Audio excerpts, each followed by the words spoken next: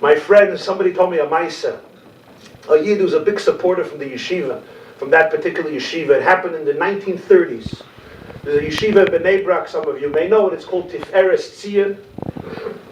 I think Rosh Yeshiva today is Reb Shlomo Kanavsky, the son of Reb Chaim Kanavsky, Shlita. And he related the story to this Yid as a big supporter of the yeshiva. He shared it with me. He said, I heard it from him directly. In the 1930s, you know, the matzav in the yeshiva, especially in Eretz Yisrael, was not what it was today. And often there were yeshivas where there were bachim that would learn on Shabbos, but they weren't careful in Shabbos. So this yeshiva, there was a boy, Shabbos afternoon, he lit a cigarette. Two Eidos came to the Rosh Yeshiva, they told him the story. The Rosh Yeshiva called him the boy and said, you have a few hours to pack your bags and get out of the yeshiva immediately. Who was the founder, the dean of the yeshiva? The CHAZON ISH.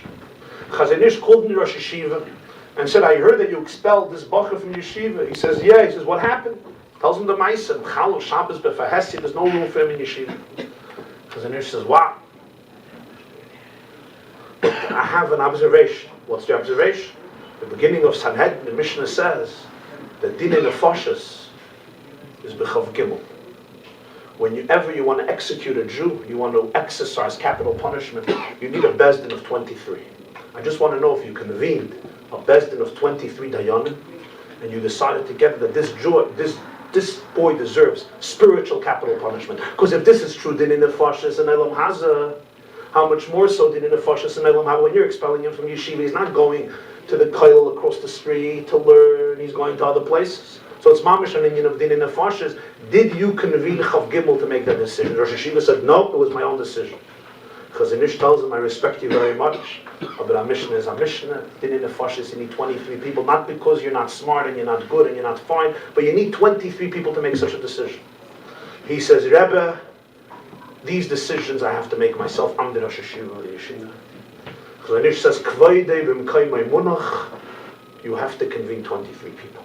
Convene them, discuss it. If they say yes, if the majority says yes, the majority of two, I understand. We do it. But if not, you can't.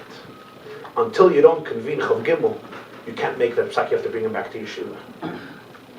So he tells the CHAZON ISH, he says, if you are telling me to do this, then I have to resign.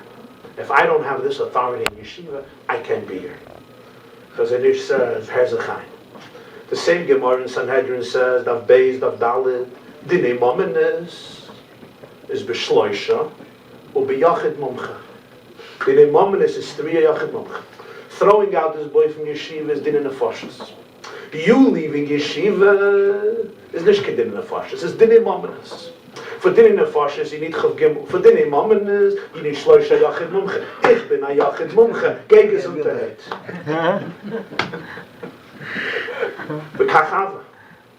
He left, he resigned. And for 2 weeks the CHAZON ISH had to give the shir himself, because didn't have a Rosh Yeshiva. He brought the boy back. The boy knew why he came back, what happened.